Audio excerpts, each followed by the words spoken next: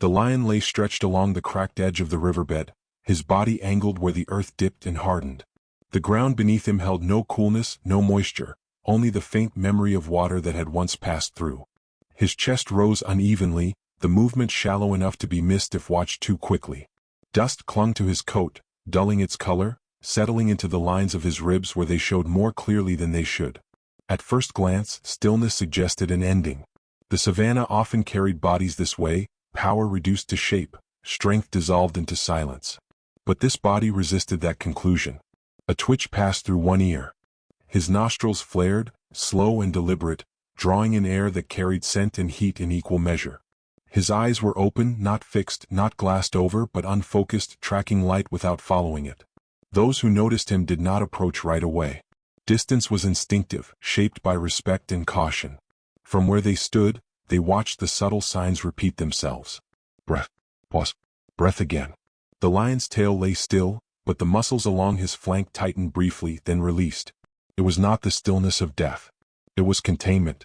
The riverbed offered no shelter. Sun pressed down without obstruction, and the ground reflected it back.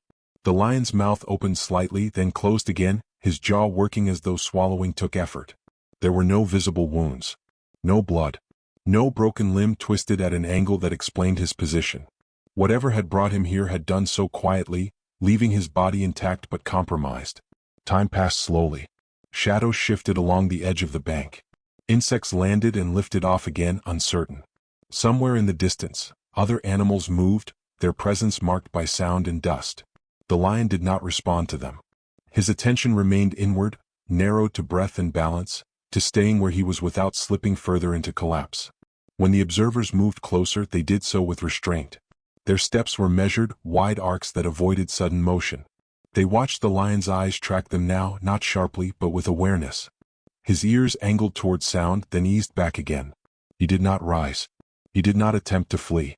His breathing quickened briefly, then settled. A quiet voice broke the still air, barely more than breath. He's alive. The words were not relief. They were recognition. The space around the lion seemed to shift with them, distance closing not physically but emotionally. Power was expected here. Dominance. The readiness to move or strike. Instead, what lay before them was fragility made visible, undeniable in its restraint. The lion shifted his head slightly, the movement small but costly. His neck muscles trembled before holding. He rested his chin back against the ground, eyes half-lidded now, conserving energy. Awareness did not leave him. It simply retreated behind effort.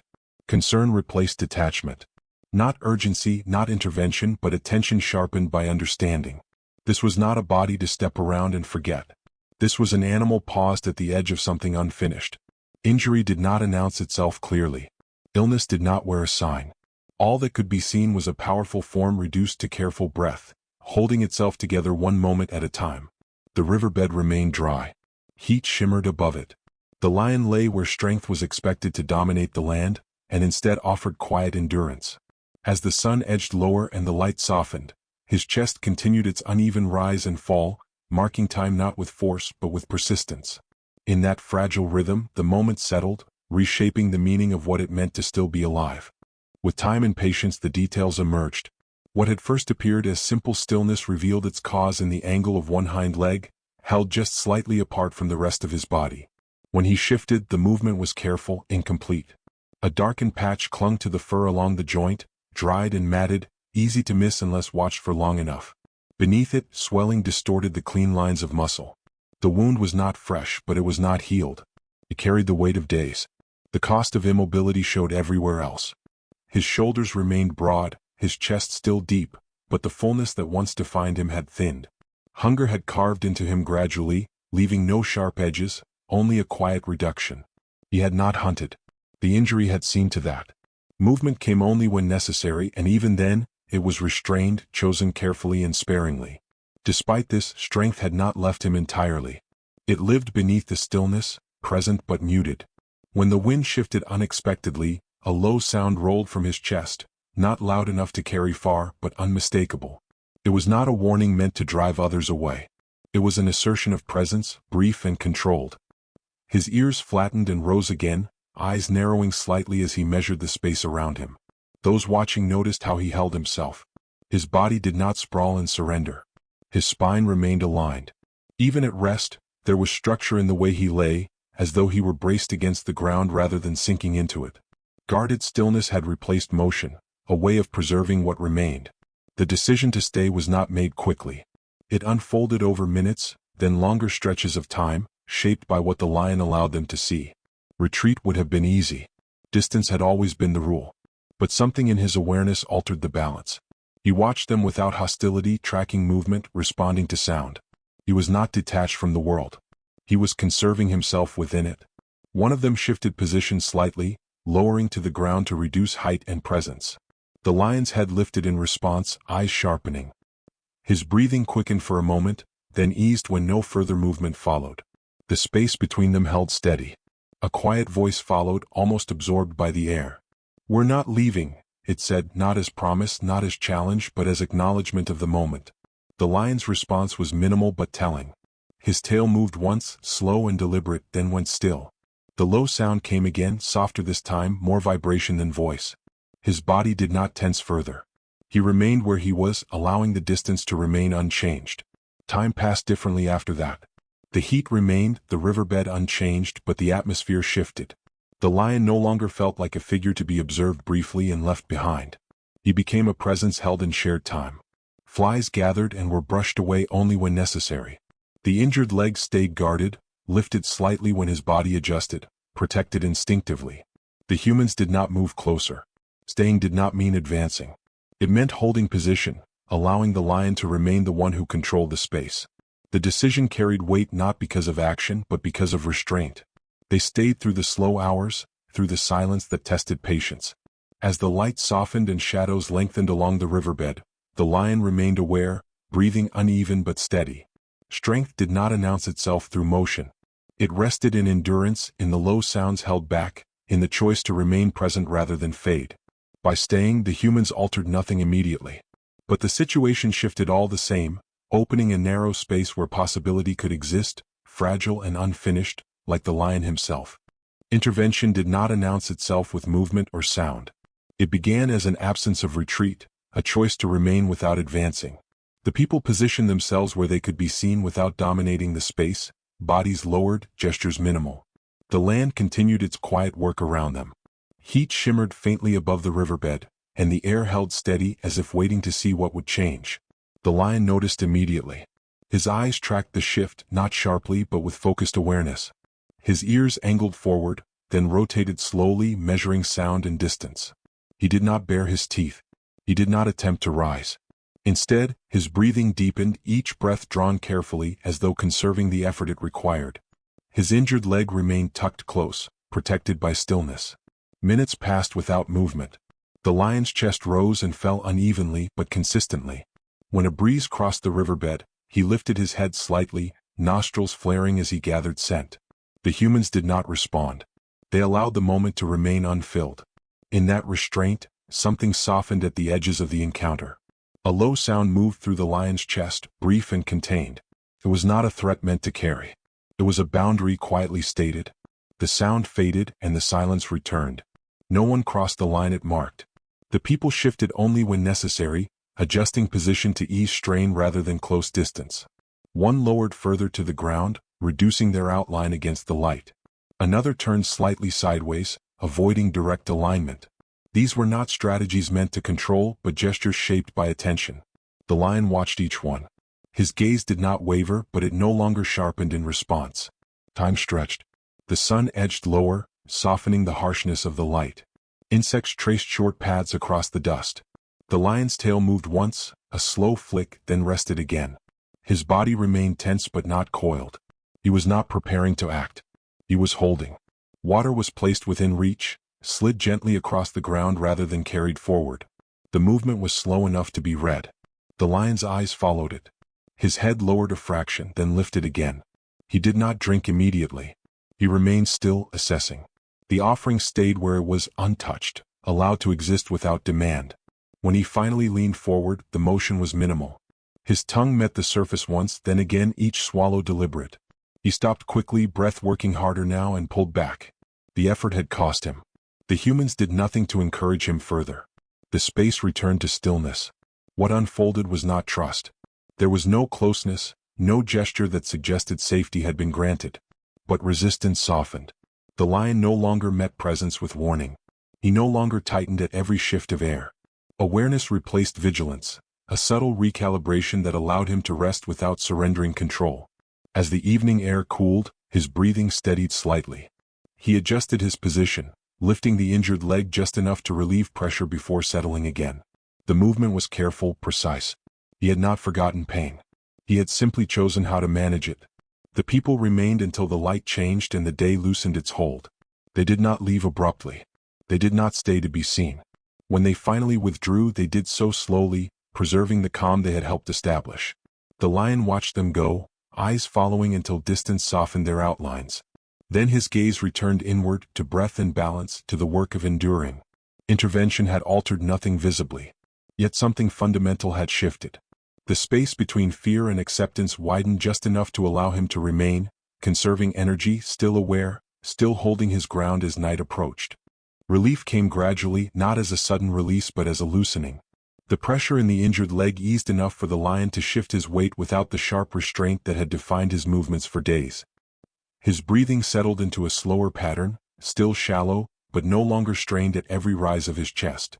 He rested longer between adjustments, eyes half-lidded, aware without being guarded. The people sensed the change and prepared to leave before the balance tipped. Their movements remained quiet, shaped by the same patience that had guided them in. Nothing about the moment felt complete. It did not need to. The goal had never been resolution, only the chance for the lion to move forward on his own terms. They began to withdraw, stepping back along the same careful path they had used to arrive. Distance widened slowly. The lion watched them go, head lifted just enough to track motion. His ears followed sound, then stilled. He did not rise right away. He remained where he was, conserving the strength that had been so carefully protected. When the space grew quiet again, he stood. The motion was deliberate, measured. His weight shifted forward, then settled evenly across all four legs. The injured limb held, not without discomfort, but without collapse. He stood still for a long moment, breathing deeply, letting the dizziness pass. The land around him waited. He took a few steps in the direction he had chosen earlier, away from the riverbed and toward taller grass. His body moved with caution, but with clarity. The path ahead was open, and he followed it without hesitation. For several strides, nothing changed. Then he stopped. The pause was subtle, but it broke the rhythm. His head turned slightly, ears angling back toward the figures retreating behind him. The people noticed and froze, unsure whether to continue or remain still. They did neither. They waited. The lion turned fully then, his body rotating with effort, injured leg placed carefully before he realigned his weight. He faced them, standing tall enough now that the lines of his shoulders and chest reclaimed some of their former authority. He did not approach quickly. He closed the distance with a few slow steps, each one intentional. There was no sound from him. No low warning, no breath forced outward. His tail hung relaxed, his head level, eyes steady. The space between them narrowed until it reached a point he chose, then stopped. He stood there briefly, holding the moment without tension. His breathing remained slow.